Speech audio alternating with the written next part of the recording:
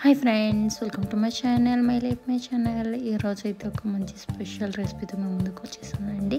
ఇదైతే రెస్టారెంట్ స్టైల్లో చేసి చూపించబోతున్నా. రెస్టారెంట్లో ఏ విధంగా అయితే టేస్ట్ ఉంటుందో సేమ్ అదే టేస్ట్ వస్తుంది.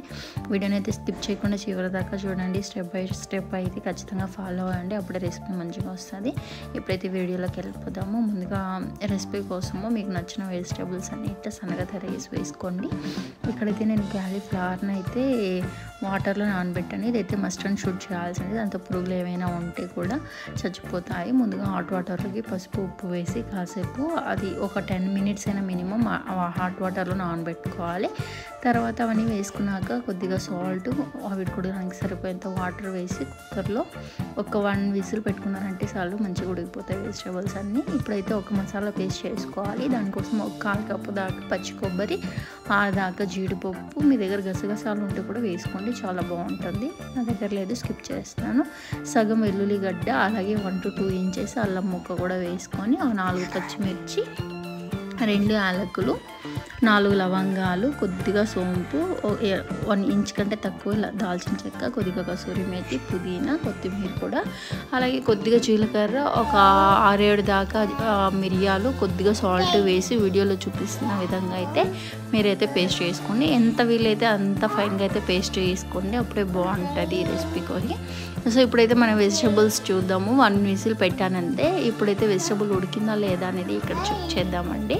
సో చూస్తున్నారు కదా, వెజిటేబుల్స్ అయితే మంచిగా ఉడికిపోయింది. ఏమైనా రిమైనింగ్ ఉంటే మనకి కర్రీలో ఉడికిపోతుంది అంతే.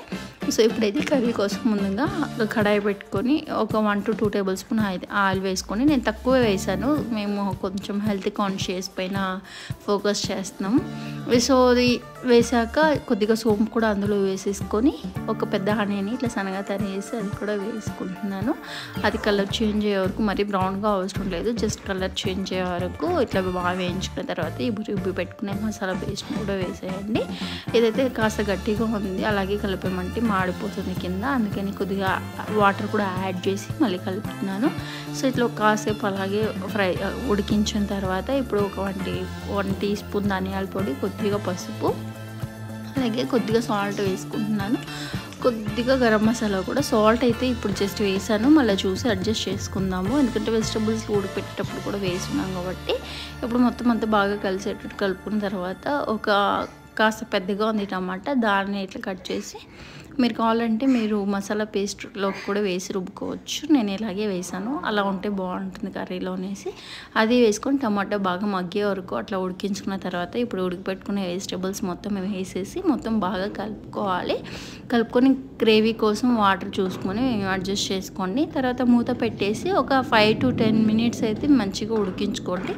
ఫస్ట్ 5 minutes హై ఫ్లేమ్లో, తర్వాత 5 minutes లో ఫ్లేమ్లో ఉడికించుకున్నారంటే రెసిపీ రెడీ. ఈ వీడియోకి ఇంతే. See in the next video. మరొక కొత్త రెసిపీతో మేము ముందుకు వస్తాను. అంతవరకు బాయ్ బాయ్.